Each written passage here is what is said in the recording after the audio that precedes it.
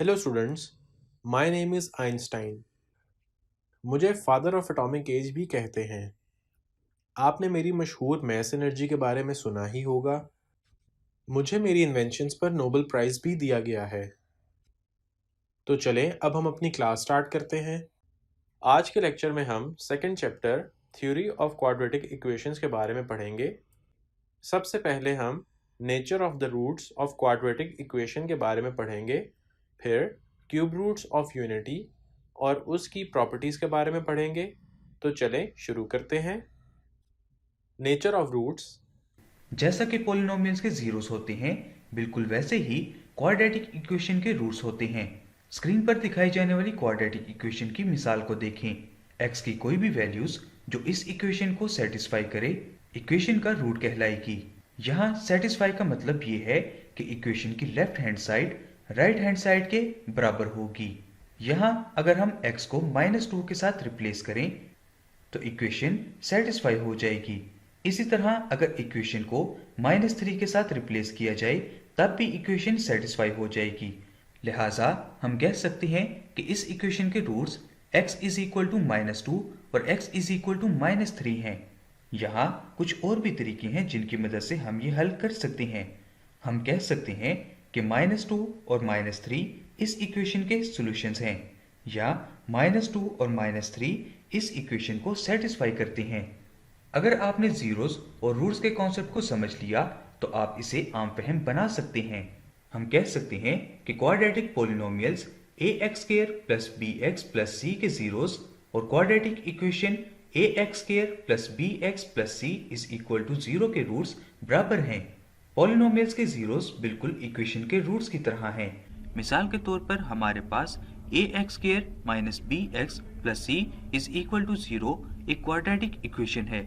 इस इक्वेशन को सॉल्व करने के लिए हम क्वाड्रेटिक फार्मूला को अप्लाई करेंगे, जबकि क्वाड्रेटिक फार्मूला ये है: x is equal to minus b plus minus under root b square minus 4ac over 2a। ax square minus b x plus c is equal to 0 में a, b, c rational coefficients हैं, जबकि b square minus 4ac एक variable quantity है। B square minus 4ac ये value ही root की nature को बदलेगी। अगर देखा जाए तो इस वैल्यू की तीन मुख्तलिफ सिचुएशंस हो सकती हैं, जो कि ये हैं। पॉइंट नंबर 1, ये पॉसिबिलिटी भी हो सकती है कि ये value B square minus 4ac 0 से ग्रेटर हो। B square minus 4ac is greater than 0। अब अगर इस इक्वेशन में 4ac को राइट साइड पर शिफ्ट किया जाए तो बी स्क्र 4ac से ग्रेटर होगा। पॉइंट नंबर 2, ऐसा भी हो सकता है कि बी स्क्र माइनस 4ac 0 के बराबर हो। B square minus 4ac is equal to 0। 4ac को राइट साइड पर शिफ्ट करने से बी स्क्र 4ac के बराबर होगा। पॉइंट नंबर 3, ऐसा भी पॉसिबल है कि बी स्क्र माइनस 4ac 0 से लेस देन हो। B square minus 4ac is less than 0। 4ac को राइट साइड पर लेकर जाने से बी स्क्र 4ac से छोटा होगा। ax square minus b x plus c is equal to 0। इस इक्वेशन में b x का कोएफिशिएंट है। b का स्क्वायर 4 टाइम्स 4ac के बराबर होगा, तो वैल्यू 0 के बराबर होगी।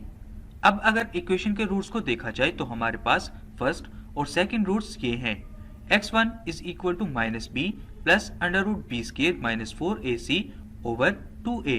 x square is equal to minus b minus under root b square minus 4ac over 2a। अगर फर्स्ट रूट में बी स्क्वायर माइनस 4ac की 0 वैल्यू होगी तो सेकंड रूट में भी ये 0 होगी।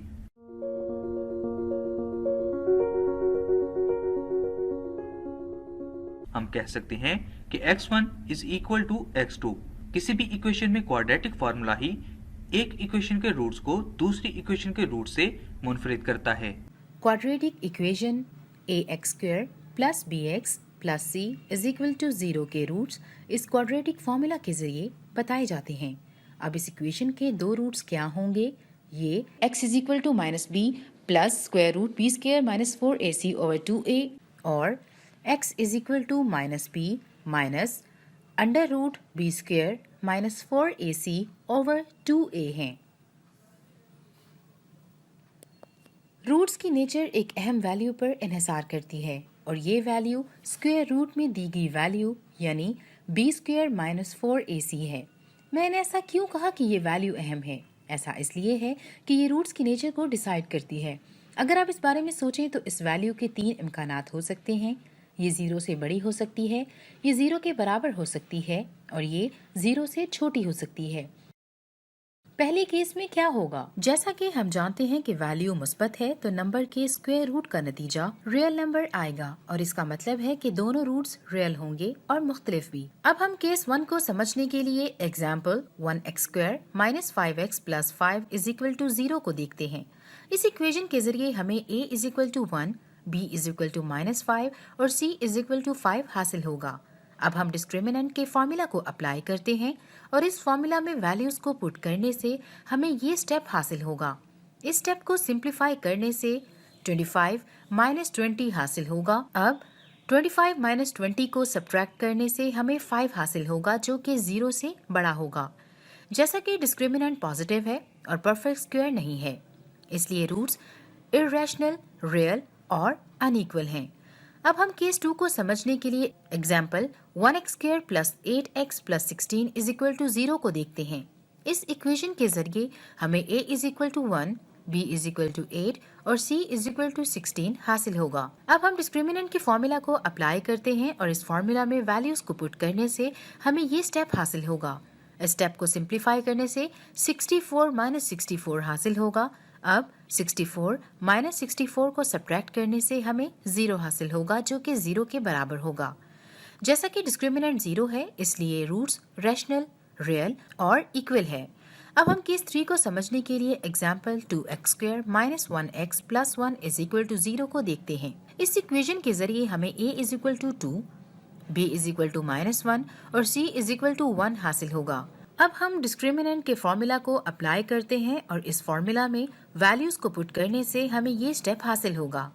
इस स्टेप को सिंप्लीफाई करने से हमें 1 - 8 हासिल होगा। अब 1 - 8 को सब्ट्रैक्ट करने से हमें -7 हासिल होगा जो कि 0 से छोटा है। जैसा कि डिस्क्रिमिनेंट नेगेटिव है इसलिए इक्वेशन के रूट्स इमेजिनरी और अनइक्वल हैं। एक्सप्रेशन b² - 4ac को एक मखसूस नाम दिया गया है जो क्वाड्रेटिक इक्वेशन का डिस्क्रिमिनेंट है। ये डिस्क्रिमिनेंट है जो फैसला करता है कि क्वाड्रेटिक इक्वेशन के रूट्स रियल हैं या नहीं। अगर ये 0 से बड़ा हो तो क्वाड्रेटिक इक्वेशन के दो मुख्तलिफ रियल रूट्स होंगे। अगर ये 0 के बराबर हो तो क्वाड्रेटिक इक्वेशन के दो इक्वल रियल रूट्स होंगे और अगर ये 0 से छोटा हो तो क्वाड्रेटिक इक्वेशन के कोई रियल रूट्स नहीं होंगे। अब इसकी प्रैक्टिस करें। हम मिलते हैं एक ब्रेक के बाद। अब हम इससे रिलेटेड कुछ सवाल हल करते हैं। क्वेश्चन नंबर 1, दी गई क्वाड्रेटिक इक्वेशंस के डिस्क्रिमिनेंट निकालें। हम पार्ट 1 हल करते हैं। दी गई इक्वेशन को जनरल फॉर्म से कंपेयर करते हैं। a = 2, b = 3, c = -1 हासिल होगा। डिस्क्रिमिनेंट का फॉर्मूला लिखते हैं और इसमें वैल्यूज को पुट करते हैं। Discriminant = b² - 4ac। इसको हल करने से 17 जवाब आएगा। क्वेश्चन नंबर 2, दी गई क्वाड्रेटिक इक्वेशन की रूट्स की नेचर फाइंड करें और इन इक्वेशंस को हल करके रिजल्ट्स को वेरीफाई करें। पार्ट 1 हल करते हैं। जनरल फॉर्म से कंपेयर करने से a, b और c की वैल्यूज हासिल होंगी। a = 1, b = -23 and c = 120। Formula में वैल्यूज को पुट करेंगे। -23 का स्क्वायर 529 होता है। 4 × 120 is 480 is equal to 529 - 480 is equal to 49। 49 7 का स्क्वायर होता है। 7 0 से बड़ा है और परफेक्ट स्क्वायर है, इसलिए रूट्स रियल और अनइक्वल होंगी। वेरिफिकेशन, दी गई इक्वेशन की फैक्टराइजेशन की मदद से फैक्टर्स बनाएंगे। -23x को स्प्लिट करके -15x और -8x लिखेंगे। पहली दोनों वैल्यूज में से x को कॉमन लेंगे और नेक्स्ट टू वैल्यूज में से 8 को इस तरह ये फैक्टर्स बन जाएंगे। दोनों को 0 के इक्वल करने से ये वैल्यूज़ हासिल होंगी जो कि रियल और अनइक्वल हैं। अब हम अपने अगले टॉपिक की जानिब बढ़ेंगे, cube root of unity. Cube roots of unity. इस वीडियो में हम यूनिटी यानी 1 के क्यूब रूट्स मालूम करेंगे और इन कॉम्प्लेक्स रूट्स को ओमेगा या ओमेगा स्क्वायर में पहचानेंगे। यहाँ आपके जहन में एक सवाल आएगा कि 1 का क्यूब तो सिंपली 1 ही होता है, क्योंकि 1 multiply by 1 is equal to 1 होता है। यकीनन 1 यूनिटी के क्यूब रूट्स में से एक है, लेकिन इसके अलावा भी इसके 2 और रूट्स भी हैं। चलें इन रूट्स को फाइंड करते हैं। सबसे पहले ये फर्ज करें कि x वो क्यूब रूट है जिसको हमने फाइंड करना है, यानी x is equal to cube root of 1, जिसको x इज इक्वल टू 1 की पावर 1/3 भी लिखा जा सकता है।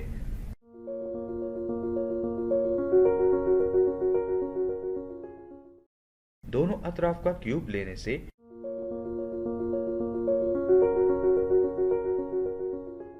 x cube is equal to 1 हासिल होगा और 1 को लेफ्ट साइड पर शिफ्ट करने से x cube minus 1 is equal to 0 equation हासिल हो जाएगी। इस इक्वेशन में x की ज्यादा से ज्यादा पावर 3 है, इसलिए इसके 3 ही रूट्स भी होंगे। इसको हम इस तरीके से भी लिख सकते हैं, यानी x cube minus 1 cube is equal to 0। अब यहाँ पर क्यूब का फार्मूला दोहराएंगे, जो कि a cube minus b cube is equal to a minus b into a square plus a b plus b square है। इसको आइडेंटिटी भी कहते हैं, क्योंकि ये वेरिएबल की तमाम वैल्यूज के लिए बराबर होता है। तो इस फार्मूला के तहत हम अपनी इक्वेशन को इस तरह भी लिख सकते हैं, x cube minus 1 cube is equal to x minus 1 into x square plus x plus 1 is equal to 0। यानी इस इक्वेशन से या तो x minus 1 is equal to 0 होगा या x square plus x plus 1 is equal to 0 होगा। सबसे पहले x minus 1 is equal to 0 को देखते हैं।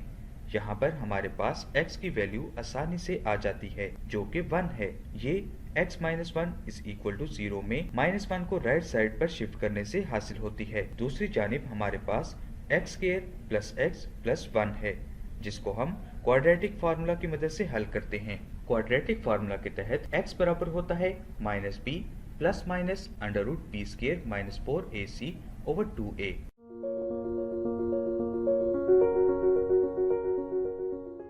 वैल्यूज पुट करने से हमें ये स्टेप हासिल होगा।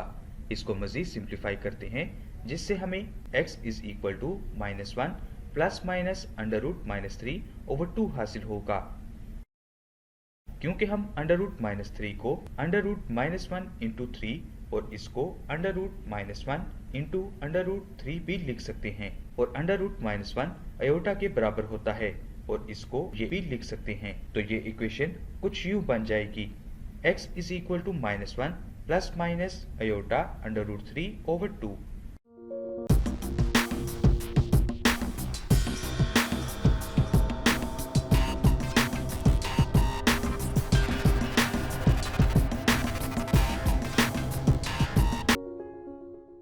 इसलिए minus 1 plus iota under root 3 over 2 और minus 1 minus iota under root 3 over 2 cube roots of unity हैं। ये हासिल होने वाले कॉम्प्लेक्स रूट्स का एक खास नाम है, जिनको ओमेगा और ओमेगा स्क्वायर कहते हैं। अगर हम कहें कि minus 1 plus iota under root 3 over 2 omega है, तो minus 1 minus iota under root 3 over 2 omega square बन जाएगा। या फिर अगर हम minus 1 plus under root 3 over 2 को ओमेगा कहें,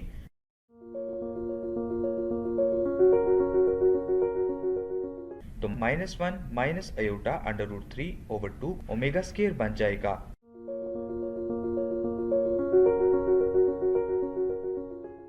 यानी अगर दोनों रूट्स में से एक ओमेगा होगा तो दूसरा ओमेगा स्क्वायर होगा। इसको समझने के बाद हम इसकी प्रॉपर्टीज के बारे में पढ़ेंगे। Properties of cube roots of unity. इस वीडियो में हम यूनिटी के क्यूब रूट्स की प्रॉपर्टीज को सीखेंगे और प्रूव करेंगे कि यूनिटी के क्यूब रूट्स में मौजूद हर कॉम्प्लेक्स रूट एक दूसरे का स्क्वायर है। तीनों रूट्स का प्रोडक्ट 1 है। हर कॉम्प्लेक्स रूट दूसरे का रेसिप्रोकल है। तीनों रूट्स का सम 0 है। पहली स्टेटमेंट देखते हैं, यानी each complex root is the square of the other. इसका मतलब हमने ये दो equation -1 plus under root -3/2 whole square is equal to -1 minus under root -3/2 और -1 minus under root -3/2 whole square is equal to -1 plus under root -3/2 को prove करना है। -1 plus under root -3/2 whole square is equal to -1 minus under root -3/2 से शुरू करते हैं। हम square के फार्मूला के तहत एक्सपेंड करते हैं, जिससे हमें ये स्टेप हासिल होगा।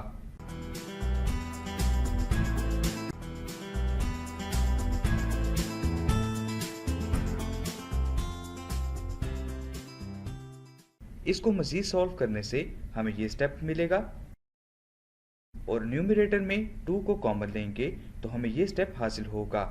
2 को 4 के साथ कैंसिल करेंगे तो हमें ये स्टेप हासिल होगा, यानी -1 माइनस अंडर रूट -3/2, जो कि दी गई equation -1 plus under root -3/2 whole square is equal to -1 minus under root -3/2 की राइट हैंड साइड के बराबर है। अब दूसरी equation -1 minus under root -3/2 whole square is equal to -1 plus under root -3/2 को लेते हैं और -1 minus under root -3/2 whole square में a minus b whole square is equal to a square plus b square minus 2ab formula के तहत square को expand करते हैं, जिससे हमें ये स्टेप हासिल होगा। इस स्टेप को सिंप्लीफाई करने पर हमें ये वैल्यूज हासिल होंगी।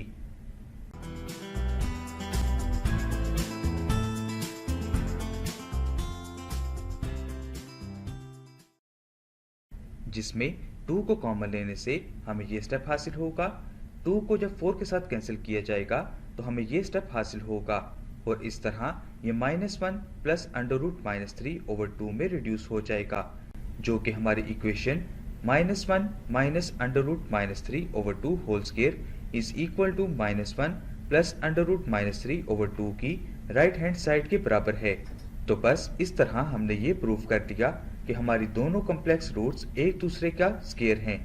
दूसरे अल्फाज में अगर हम -1 प्लस अंडर रूट -3/2 को ओमेगा कहें तो -1 माइनस अंडर रूट -3/2 इसका स्क्वायर यानी ओमेगा स्क्वायर होगा, या अगर -1 माइनस अंडर रूट -3/2 को ओमेगा कहें तो -1 प्लस अंडर रूट -3/2 इसका स्क्वायर होगा। अब हम ये साबित करते हैं कि तीनों रूट्स का प्रोडक्ट 1 के इक्वल है। सबसे पहले हम लेफ्ट हैंड साइड को सॉल्व करते हैं, जो कि हमारे पास ये है। Identity formula a plus b into a minus b is equal to a square minus b square के तहत -1 का स्क्वायर माइनस अंडर रूट -3 का स्क्वायर ओवर 4 हासिल होगा, जो कि 1 माइनस इंटू -3/4 के बराबर है और आखिर में 4/4 आएगा, जो कि रिड्यूस होकर 1 रह जाता है। इस तरीका से हमने ये स्टेटमेंट भी प्रूव कर ली, जिसका मतलब ये हुआ कि 1 into omega square is equal to 1। इसको हम ओमेगा क्यूब इक्वल टू 1 भी लिख सकते हैं। अब हम ये प्रूव करेंगे कि हर कॉम्प्लेक्स रूट दूसरे कॉम्प्लेक्स रूट का रेसिप्रोकल है। अभी हमने प्रूव किया कि ओमेगा क्यूब 1 होता है, जिसको omega cube is equal to 1 के बराबर रखा जाता है। इसको हम omega square into omega is equal to 1 भी लिख सकते हैं। Omega is equal to 1 over omega square हासिल होगा, या omega square is equal to 1 over omega. तो बस ओमेगा को इस्तेमाल करते हुए हमने ये प्रूव कर लिया कि कॉम्प्लेक्स रूट्स दूसरे कॉम्प्लेक्स रूट का रेसिप्रोकल होता है। चलें अब इसको रूट की वैल्यू में पुट करके हल करते हैं।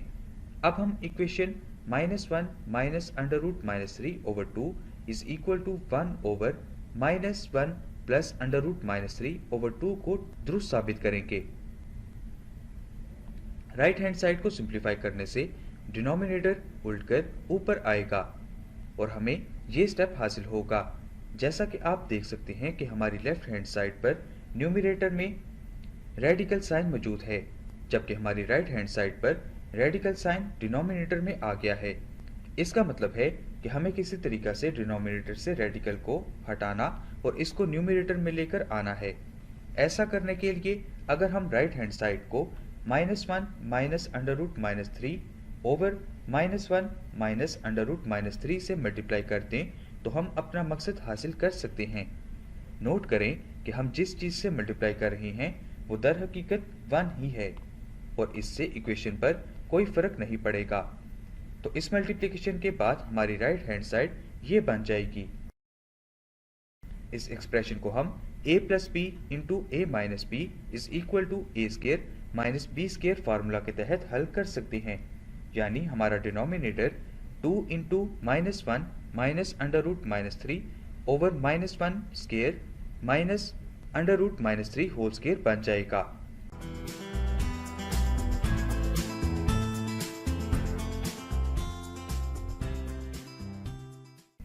इसको मज़ीद सिंप्लीफाई करते हुए हमें ये स्टेप हासिल होगा जो कि -1 माइनस √-3 ओवर 2 के बराबर है और ये लेफ्ट हैंड साइड के बराबर है। इस तरह हमने ये स्टेटमेंट भी प्रूव कर ली। आइए अब आखिरी स्टेटमेंट देखते हैं कि तीनों रूट्स का सम 0 है, मतलब 1 plus omega square is equal to 0। Values को सब्स्टिट्यूट करते हैं। 1 plus -1 minus √-3 over 2 plus -1 plus √-3 over 2। Fraction वाली दोनों टर्म्स का एलसीएम लेंगे और इनको सम करेंगे, जिससे हमें ये स्टेप हासिल होगा।